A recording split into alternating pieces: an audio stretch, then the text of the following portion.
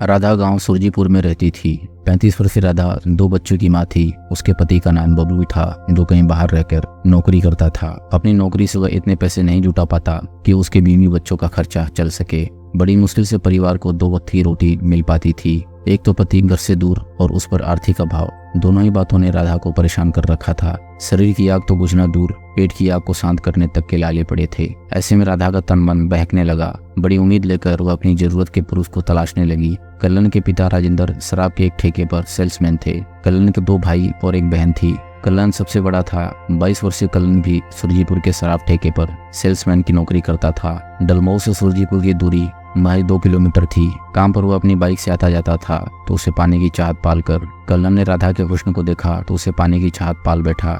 उसके पति के काफी समय से दूर होने और आर्थिक अभाव के बारे में कल्याण जानता था। राधा से नजदीकी बढ़ाने के लिए वह उससे हमदर्दी दिखाने लगा। राधा कल्याण के बारे में सब जानती थी। वह उससे 12 साल छोटा था। राधा को समझने में देर नहीं लगी कि कल्याण उससे क्यों हमदर्दी दिखा रहा है। यह बात समझते ही उसके चेहरे पर मुस्कान और आंखों में चमक आ गई। फिर उसका झुकाव भी कल्याण की ओर हो गया।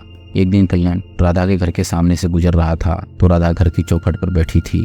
उस समय दूर दूर तक कोई नजर नहीं आ रहा था। अच्छा मौका देखकर कल्याण बोला, राधा, मुझे तुम्हारे बारे में सब पता है। तुम्हारी कहानी सुनकर ऐसा लगता है कि तुम्हारी जिंदगी में सिर्फ दुख ही दुख है। कल्याण, मैंने जो तुम्हारे बारे में सुन रखा था तुम मुझसे भी कहीं ज्यादा अच्छे हो, जो दूसरों का दुख बांटने की हिम्मत रखते हो, वरना इस चैलेंज दुनिया में कोई किसी के बारे में कहाँ सोचता है। राधा, दुनिया में इंसानियत अभी भी जिंदा है। खैर, तुम चिंता मत करो, आज से मैं तुम्हारा हर तरह से ख्याल रखूंगा। चाहो तो बदले में तुम मेरा कुछ काम कर दिया करना। ठीक है, तुम मेरे बारे में इतना सोच रहे हो तो मैं भी तुम्हारा काम कर दिया करूंगी। ये सुनकर कल्याण ने राधा के कंधे पर सांत्वना भरा हाथ रखा तो राधा ने अपनी गर्दन टेढ़ी करके उसके हाथ पर अपना गाल रखकर आशा भरी नजरों से उसकी तरफ देखा।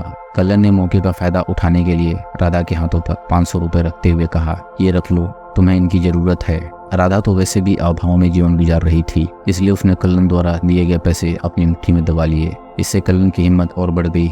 वह हर रोज राधा से मिलने उसके घर जाने लगा। वह राधा के बच्चों के लिए खाने पीने की चीजें लेकर आता था। कभी कभी वह राधा को पैसे भी देता था। इस तरह वह राधा का खैर ख्वाह बन गया। राधा हालात के थपेड़ों में डोलती ऐसी नाव थी जिसका मांझी उसके पास नहीं था, इसलिए वह कल्याण के एहसान अपने ऊपर लादती चली गई। स्वार्थ की दुनिया पर एहसानों की ईंट पर ईंट चढ़ती जा रही थी, जिसके चलते राधा भी कल्याण का पूरा ख्याल रखने लगी थी। वह उसे खाना खाए बिना नहीं जाने देती थी, लेकिन कल्याण के मन में तो राधा के देह की चाहत थी जिसे वह हर हाल में पाना चाहता था। एक दिन उसने कहा, राधा, तुम खुद को अकेली मत समझना, मैं हर तरह से तुम्हारा बना रहूंगा। यह सुनकर राधा उसकी तरफ चाहत भरी नजरों से देखने लगी। कल्याण समझ गया कि वह पूरी तरह शीशे में उतर चुकी है, इसलिए उसके करीब आ गया और उसके हाथों को अपने दोनों हथेलियों के बीच दबाकर बोला, सच कह रहा हूँ राधा, तुम्हारी हर जरूरत पूरी करना अब मेरी जिम्मेदारी है। हाथ थामने से राधा के शरीर में हलचल पैदा हो गई थी। कल्याण के हाथों की हरकतें बढ़ने लगी थी। इसका नतीजा यह निकला कि दोनों बेकाबू हो गए और अपनी हसरत पूरी करके ही माने।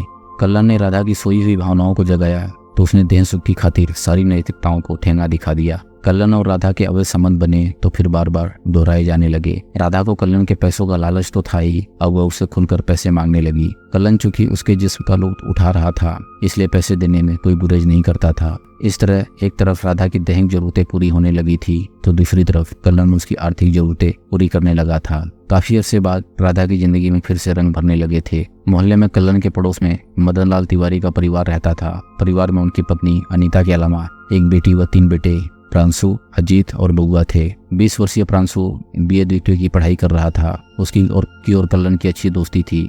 दोनों साथ खाते पीते थे। एक दिन शराब के नशे में कल्याण ने प्रांशु को अपने और राधा के संबंधों के बारे में बता दिया। यह सुनकर प्रांशु चौंका। यह उसके लिए चिराग तले अंधेरा वाली बात थी। कुंवारा प्रांशु किसी भी औरत के सानिध्य के लिए तरस रहा था। राधा की हकीकत पता चली तो उसे अपनी मुराद पूरी होती हुई दिखाई दी। राधा अपने स्वभाव का दरिया बहा रही थी और उसे खबर तक नहीं थी।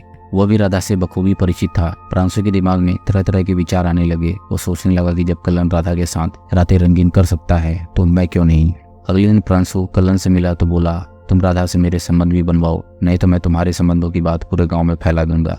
कल्याण का राधा से कोई दिली लगाव तो था नहीं, वह तो उसकी वासना की पूर्ति का साधन मात्र थी। उसे दोस्त के साथ बांटने में कोई परेशानी नहीं थी। वैसे भी प्रांशु का मुंह बंद करना जरूरी था, इसलिए उसने राधा को प्रांशु की शर्त बताते हुए समझाया, देखो राधा, अगर हमने उसकी बात नहीं मानी तो वह हमारी पोल खोल देगा, पूरे गाँव में हमारी बदनामी हो जाएगी, इसलिए तुम्हें उसे खुश करना ही पड़ेगा। राधा के लिए जैसा कल्याण था वैसा ही प्रांशु भी था। उसने हाँ कर दी इस बातचीत के बाद कल्याण ने यह बात प्रांशु को बता दी। फलस्वरूप वह उसी दिन शाम को राधा के घर पहुंच गया। दोनों पहले से ही बखूबी परिचित थे, दोनों में बातें भी होती थी। सारी बातें चूंकि पहले से तय थी, इसलिए दोनों के बीच अब तक बनी संकोच की सारी दीवारें गिरते देर नहीं लगी। प्रांशु से शारीरिक संबंध बने तो राधा को एक अलग तरह की सुखद अनुभूति हुई। प्रांशु कल्याण से अधिक सुंदर, स्वस्थ था और बिस्तर पर खेले जाने वाले खेल का भी जबरदस्त खिलाड़ी था।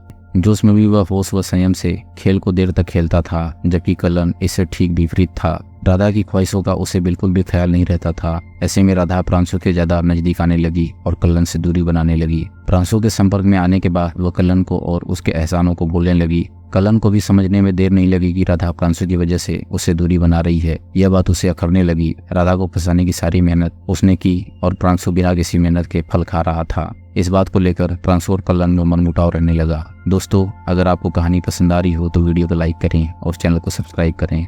हम ऐसी मजेदार कहानियाँ आपके लिए लाते रहेंगे।